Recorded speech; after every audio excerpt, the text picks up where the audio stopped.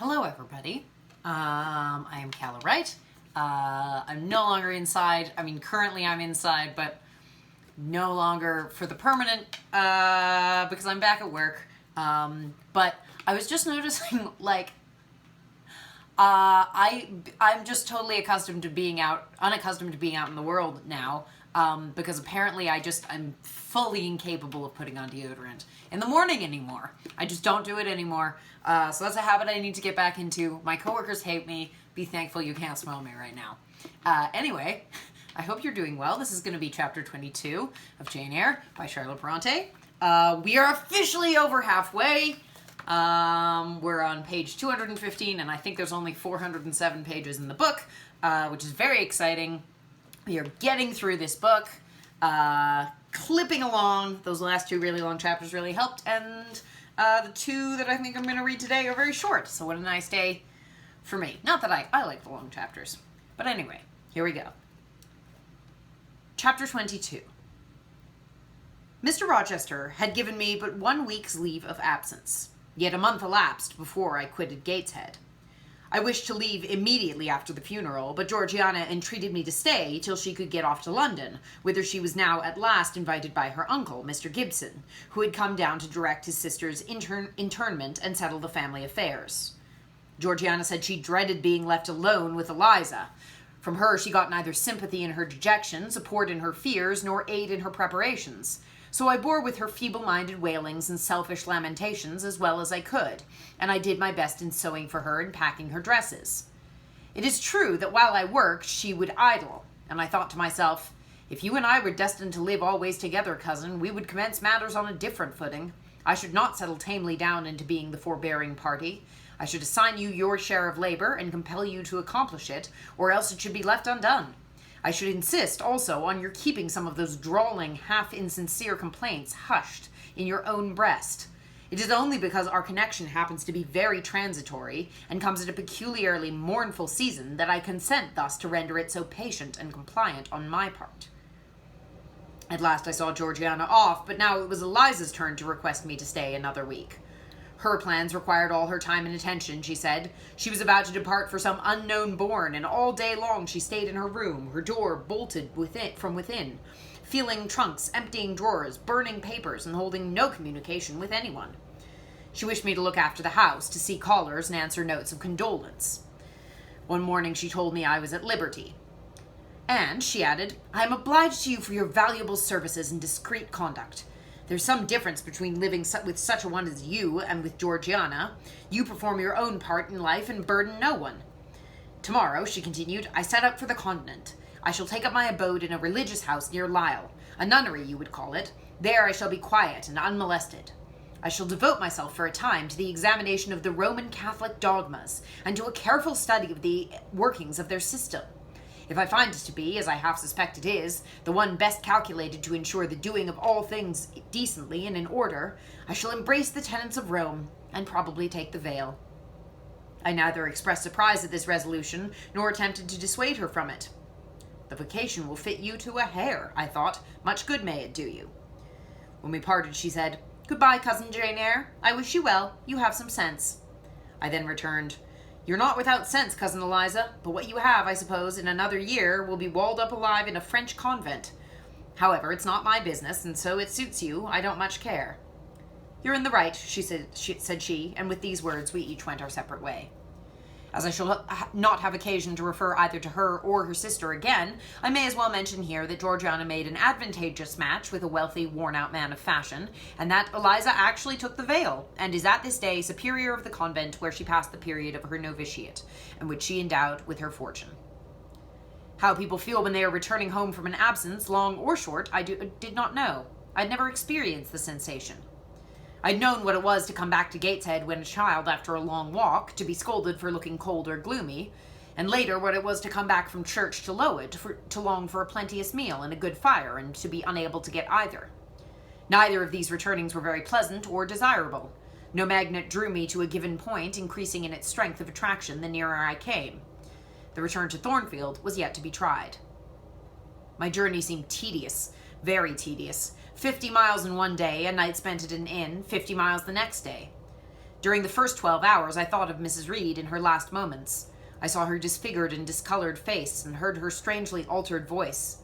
I mused on the funeral day, the coffin, the hearse, the black train of tenants and servants. Few was the number of relatives, the gaping vaults, the silent church, the solemn service. Then I thought of Eliza and Georgiana. I beheld one the cynosure of a ballroom, the other the inmate of a convent cell, and I dwelt on and analyzed their separate peculiarities of person and character. The evening arrival at the great town of Blank scattered these thoughts. Night gave them quite another turn. Laid down on my traveler's bed, I left reminiscence for anticipation. I was going back to Thornfield, but how long was I to stay there? Not long, of that I was sure. I had heard from Mrs. Fairfax in the interim of my absence. The party at the Hall was dispersed. Mr. Rochester had left for London 3 weeks ago, but he was then expected to return in a fortnight. Mrs. Fairfax surmised that he was gone to make arrangements for his wedding, as he had talked of purchasing a new carriage. She had said the idea of his marrying Miss Ingram still seemed strange to her, but from what everybody said, and from what she herself had seen, she could no longer doubt that the event would shortly take place. "You'd be strangely incredulous if you did doubt it," was my mental comment. "I don't doubt it." The question followed, where was I to go? I dreamed of Miss Ingram all the night. In a vivid morning dream, I saw her closing the gates of Thornfield against me and pointing me out another road, and Mr. Rochester looked on with his arms folded, smiling sardonically, as it seemed, at both her and me. I had not notified to Mrs. Fairfax the exact day of my return, for I did not wish either car or carriage to meet me at Millcote. I proposed to walk the distance quietly by myself, and very quietly, after leaving my box in the ostler's care, did I slip away from the George Inn, about 6 o'clock of a June evening, and take the old road to Thornfield, a road which lay chiefly through fields, and was now little frequented. It was not a bright or splendid summer evening, though fair and soft. The haymakers were at work all along the road, and the sky, though far from cloudless, was such as promised well for the future. Its blue, where blue was visible, was mild and settled, and its cloud strata high and thin. The west, too, was warm. No watery gleam chilled it. It seemed as if there was a fire lit, an altar burning behind its screen of marbled vapor, and out of apertures shone a golden redness. I felt glad as the road shortened before me, so glad that I stopped once to ask to myself what that joy meant, and to remind reason that it was not to my home I was going, or to a permanent resting place, or to a place where fond friends looked out for me and waited my arrival. "Mrs. Fairfax will smile you a calm welcome, to be sure," said I, "and little Adele will clap her hands and jump to see you. But you know very well you are thinking of another than they, and that he is not thinking of you. But what is so headstrong as youth? What is so blind as inexperience? These affirmed that it was pleasure enough to have the privilege of again looking on Mr. Rochester, whether he looked on me or not. And they added, hasten, hasten, be with him while you may, but a few more days or weeks at most, and you are parted from him forever. And then I strangled a newborn agony, a deformed thing which I could not persuade myself to own and rear, and ran on. They are making hay, too, in Thornfield meadows, or rather, the laborers are just quitting their work and returning home with their rakes on their shoulders. Now, at the hour I arrive, I have but a field or two to traverse, and then I shall cross the road and reach the gates. How full the hedges are of roses, but I have no time to gather any. I want to be at the house. I pass a tall briar, shooting leafy and flowery branches across the path. I see the narrow stile with stone steps, and I see Mr. Rochester is sitting there, a book and a pencil in his hand. He is writing.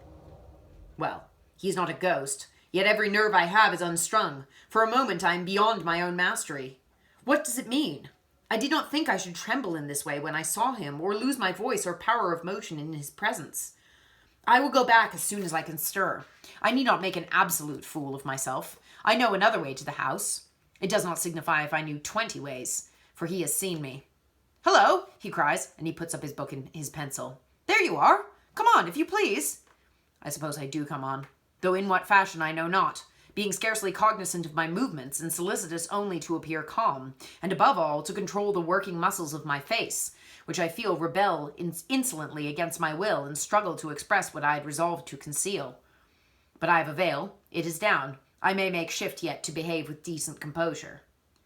And this is Jane Eyre. Are you coming from Millcote, and on foot? Yes, just one of your tricks, not to send for a carriage and come clattering over the street and road like a common mortal, but to steal into the vicinage of your home along with twilight, just as if you were a dream or a shade. What the deuce have you done with yourself this last month?" "I have been with my aunt, sir, who is dead."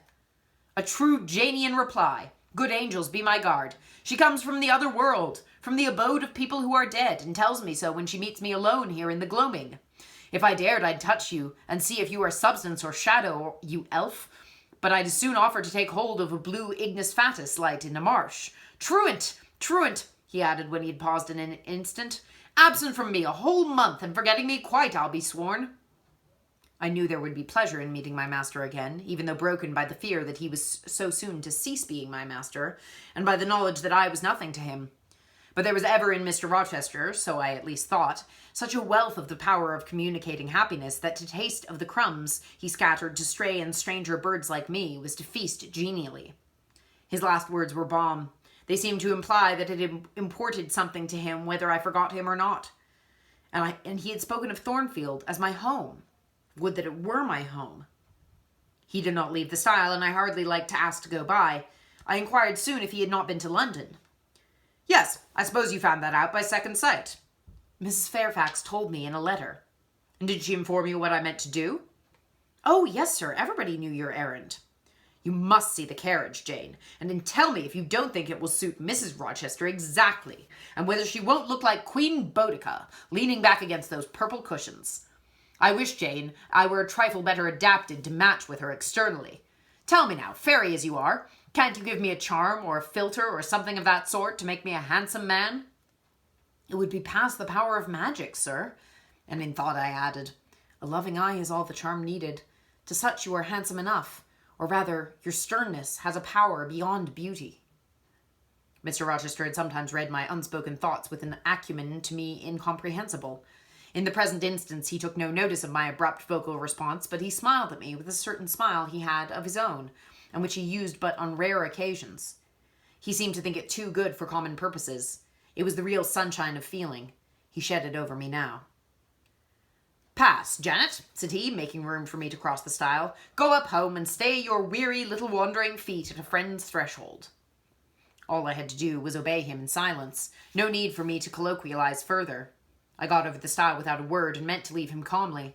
An impulse held me fast. A force turned me round. I said, or something in me said, for me and in spite of me, "Thank you, Mr. Rochester, for your great kindness. I am strangely glad to get back again to you, and wherever you are is my home, my only home." I walked so fast that even he could hardly have overtaken me had he tried. Little Adele was half wild with delight when she saw me. Mrs. Fairfax received me with her usual plain friendliness. Leah smiled, and even Sophie bid me bonsoir with glee. This was very pleasant. There is no happiness like that of being loved by your fellow creatures, and feeling that your presence is an addition to their comfort. I that evening shut my eyes resolutely against the future. I stopped my ears against the voice that kept warning me of near separation and coming grief. When tea was over and Mrs. Fairfax had taken her knitting, and I had assumed a low seat near her, and Adele, kneeling on the carpet, had nestled close up to me, and a sense of mutual affection seemed to surround us with a ring of golden peace, I uttered a silent prayer that we might not be parted far or soon. But when, as we thus sat, Mr. Rochester entered, unannounced, and looking at us, seemed to take pleasure in the spectacle of a group so amicable, when he said he supposed the old lady was all right now that she had got her adopted daughter back again, and added that he saw Adele was prête à croquer sa petite maman anglaise, I half ventured to hope that he would, even after his marriage, keep us together somewhere under the shelter of his protection, and not quite exiled from the sunshine of his presence. A fortnight of dubious calm succeeded my return to Thornfield Hall. Nothing was said of the master's marriage, and I saw no preparation going on for such an event. Almost every day I asked Mrs. Fairfax if she had heard anything decided, and her answer was always in the negative. Once she said she had actually put the question to Mr. Rochester as to when he was going to bring his bride home, but he'd answered her only by a joke and one of his queer looks, and she could not tell what to make of him. One thing specially surprised me, and that was there were no journeyings back and forward, no visits to Ingram Park.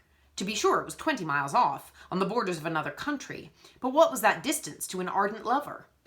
To so practiced and indefatigable a horseman as Mr. Rochester, it would be but a morning's ride. I began to cherish hopes I had no right to conceive, that the match was broken off, that rumor had been mistaken, that one or both parties had changed their minds. I used to look at my master's face to see if it was sad or fierce, but I could not remember the time when it had been so uniformly clear of clouds or evil feelings. If in the moments I and my pupil spent with him, I lacked spirits and sank into inevitable dejection, he became even gay. Never had he called me more frequently to his presence, never been kinder to me when there, and alas, never had I loved him so well. That's the end of that chapter. Ooh. I kind of might think a little bit that maybe literally all I remember of this book from when I read it the first time, just so you know, is that I didn't like Mr. Rochester, and the twist. Those are and I remember vaguely that she was a little kid and then she grew up. So, that to say, I sort of think, I don't remember what the deal is with Miss Ingram, and I sort of think he might be, that they might not actually be engaged, and he might be pretending that they're engaged to Jane to make Jane jealous. Maybe. I think that might be what's happening. Because I feel like Miss Ingram hasn't quite been as friendly with him since the thing that, like, when he dressed up as the fortune teller. Maybe. Maybe I'm wrong. I don't know. Yeah. Seems very short chapter after the last one. But there we go. I hope you have a good day. I'll see you soon. Goodbye.